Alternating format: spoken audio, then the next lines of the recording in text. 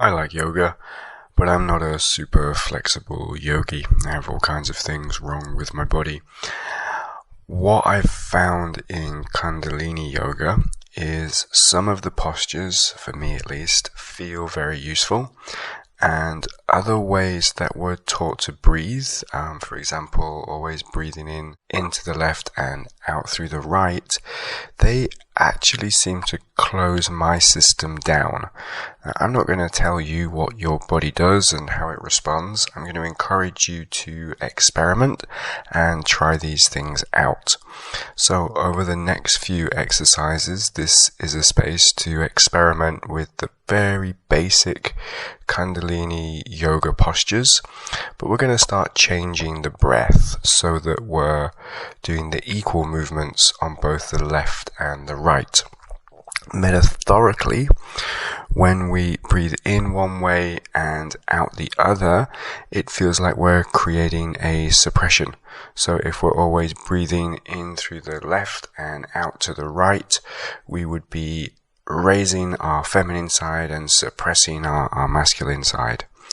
Now in Kundalini science, as we've already talked about, Ida and Pingala are two snakes. If the Ida wakes up on the feminine side, we have certain abilities and siddhis, and if the masculine side wakes up, we have other abilities and siddhis. The feminine is more related to clairvoyance, telepathy, healing, and the masculine to mental power and physical, so telekinesis and powers of our body, and to very extreme cases, levitation. Not that that's what we do in this course.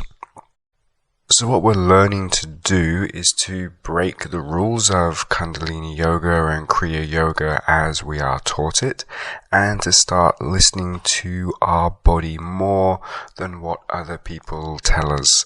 And we're just going to do this by having an equal breath on the left and an equal breath on the right.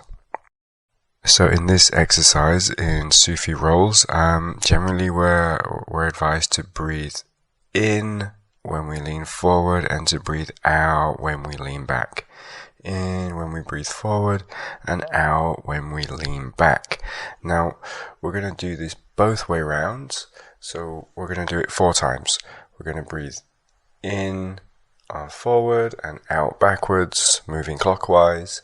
Then we're going to change to anti-clockwise, and then we're going to change it around completely, and we're going to breathe out as we roll forward and in as we move backwards clockwise, and then the same anti-clockwise. So we're just looking at the 4 ways to breathe and noticing where our body feels more comfortable, more symmetrical, more balanced, and where our body feels out of line. And we're going to start giving more attention to the places where we feel uncomfortable. And to add to this, we are going to do the 2 forms of breathing that we're learning. One is the releasing breath, so in through the nose and out through the mouth. Maybe we add the tongue to the breath to really purge. And once there's not so much resistance in our body, then we're going to do the normal Ujjayi breathing, the transformative breath, the breath that helps us sublimate energy, which is in and out through the nose. We're trying to see our breath as a metaphor for our life and for balance. Now, what we're not doing with this breath is we're not suppressing any part of us. It's not the bad part goes down and this part's in control, which, at least in my mind, that is the feeling when I'm only breathing in to the left and breathing out to the right. There is a feeling of dominance in my body. So I'm always looking to create more equality in how I treat myself. And by working with my breath in this way, I create a metaphor mentally and emotionally to create balance in how I treat myself. So we're not suppressing any one part. When we think of our chakra system, our upper chakras and our lower chakras, we're often suppressing the animalistic part, the lower chakras, our sexuality, our anger, our jealousy, our immature.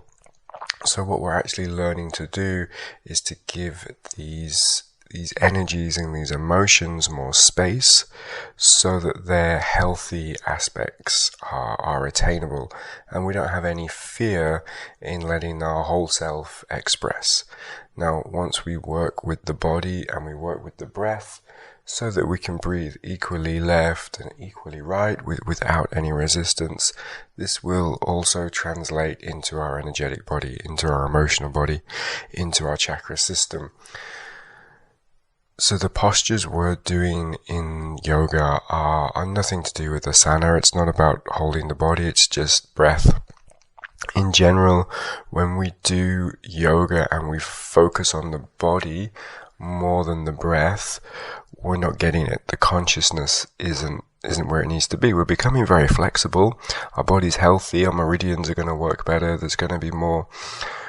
The prana in the chi is going to spread into your physical body more, so you will have more chi, you will have more prana, and then it's going to spread out into your etheric body. So asana, stretching, physical exercise is good for all of these things, but in relation to putting consciousness into the body, the only thing that does that is having more presence and more awareness with the breath, making the breath more important than how far we go into a position, even if we're doing it correctly. In the way we're working, correct is how you feel, what your emotions are in that posture. The exercise where I notice breathing is different on the left and the right the most is the dynamic spinal twist. So generally, when we're taught to do this, we look to the left and we breathe in, sat, and then we move to the right and we breathe out, nam. Now in Kundalini yoga, sat is truth, nam is identity. So we're trying to call in our true identity, breathing into the left and out to the right. Now, if you experiment with this, very similar to releasing the vagus nerve with deep breaths out, often there is a huge difference to the left and our right. And when we really relax our abdominal muscles, which we're learning to do in the antidote to Mula Bandha, and we start to feel how this breath moves, I find when I reverse it around, so I breathe into the right and out to the left, that something kind of just goes a little bit wrong in my body. And the shadow side, the darker aspect, the self-destructive nature in me starts to rise. And to create real balance in ourselves, we have to start to see this negative self-destructive part not as good or as bad, but as equal. And we need to give it a little bit more space so it becomes healthy and transformed. So the work we are doing through the polarity framework, in non-dual therapy, in shadow work, we're finding a physical correlation to actually include it into our bodywork practices and into our breath. And this is how we're creating the holistic integrative practice in Kundalini bodywork.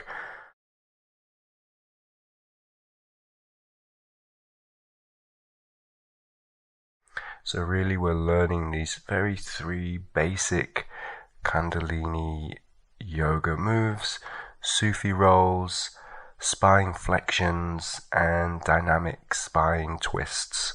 And then just start to work with the breath in the way that we're learning through the course.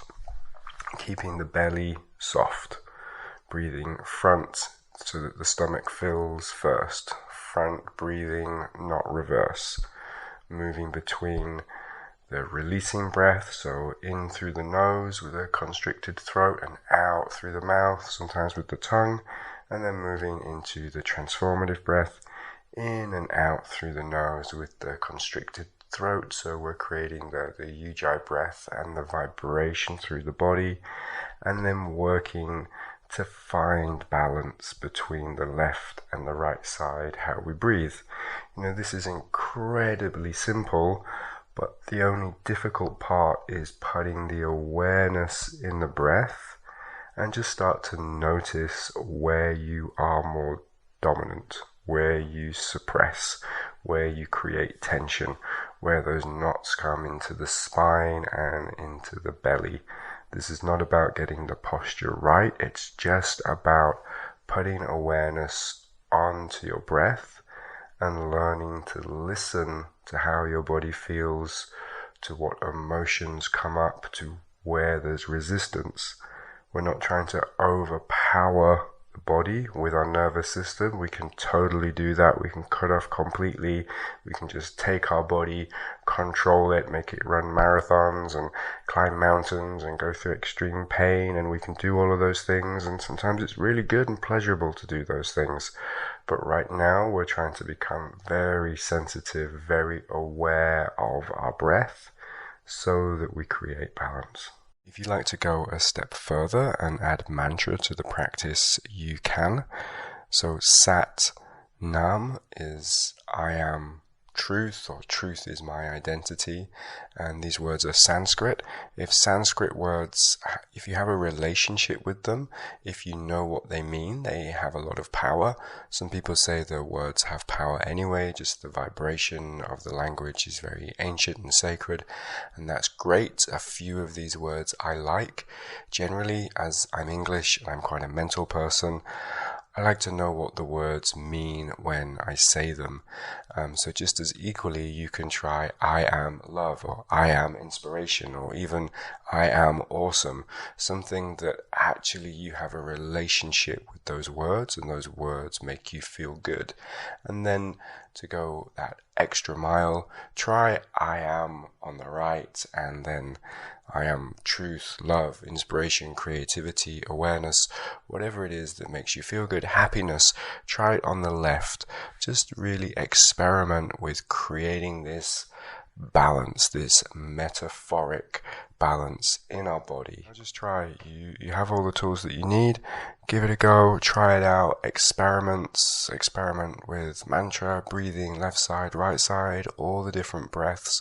Just experiment with everything that you're learning in this course and put them into these 3 simple postures.